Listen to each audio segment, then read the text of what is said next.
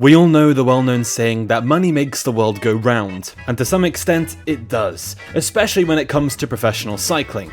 Cycling teams need an income from sponsor investment as well as race prize money. In the Tour de France, you can gain prize money from, of course, being up there in the general classification. Similarly, winning jerseys also grants you some prize money, alongside special prizes such as the super combative and team classification. Elsewhere, you can pick up prize money on stages by finishing within the top 10, as well as sweeping up the intermediate prizes. So in this video, we will break down the prize money of the 2021 Tour de France and tell you who's walking home with the biggest checks after this year's Grande Boucle. First of all, let's start off with the final yellow jersey in Paris. 2021 Tour de France champion Tadej Pogačar received €500,000, the equivalent to $589,675 for winning the race and lifting the final trophy. With this, Tadej Pogačar can buy 121,000 Big Macs back home in Slovenia, or buy 170 bottles of the world's most expensive wine, Chateau Petrus. This will seem like a lot for us fans, but in terms of professional sport, this is not that much. The winner of Wimbledon, for example, receives €2 million, whilst the winner of the US Open receives €1.9 million. So cycling certainly is not one of the most lucrative sports out there. Nevertheless, Tadej Pogačar will still return home with a substantial paycheck of €610,770 after winning 3 stages and 3 jerseys in Paris.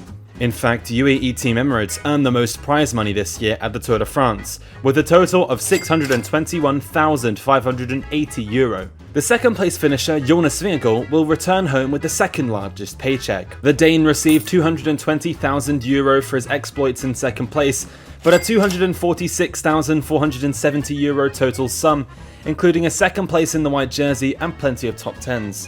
Jonas's Jumbo-Visma will also eat well tonight after accumulating a total of €358,270, including the aforementioned second place in GC, as well as 4 stage wins from Wout van Aert and Sepp Kuss. In fact, Wout van Aert accrued the 7th highest prize money check this year at €54,940. Looking now to third place, and Richard Carapaz of Ineos Grenadiers. The Ecuadorian received €100,000 for his third place at the Tour de France, which also places him as the 3rd highest on our list of individual riders. Ineos, however, relied on Carapaz for the coins, as he makes up 84% of Ineos' total prize money haul. Furthermore, the British team were only the 5th highest earners in terms of teams, even though they have the largest budget in the peloton. Nevertheless, Mark Cavendish will go home with a decent paycheck as well, after having won the green jersey and his 4 stage wins. In total, this comes out to €80,240, according to Cycling News. Elsewhere, other big winners include Franck Bonnamour of B&B Hotels. With a super combative prize, which is the award handed to the most aggressive rider in the race, Franck Bonnamour received €20,000, on top of his €5,690 earned through stage top 10s and GC top 25.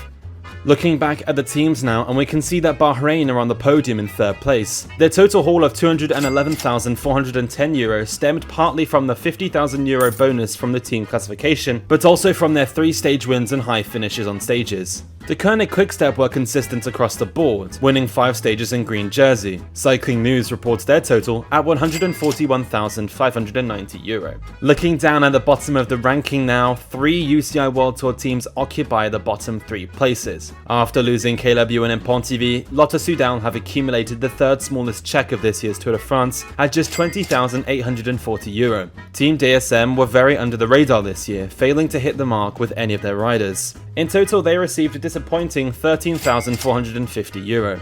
Lastly, the team that received the least amount of prize money is Quebecer Nextage.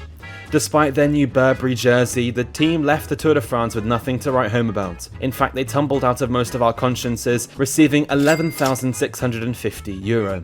Most of this tally is actually made up of participation money, which takes us on to the age-old saying that it's the taking part that counts. And every rider who finishes in the top 160 at the Tour de France receives €1,000. This year, every rider who finished was inside the top 160 and received €1,000 due to the large amount of withdrawals this year. Despite all these figures, the prize money is usually split between staff and riders. In cycling, individual salaries are affected more as the riders are a part of the team, so the team bosses and so forth control their income based on results. This is unlike golf and tennis, where the teams are individuals to some extent and rely on individual prize money. Nevertheless, I'm sure we'd all like to be gratified by earning €500,000 for sitting on our backsides for 21 days. Nah, I'm just kidding. These riders deserve every penny, and we're grateful for the show they gave us all around France.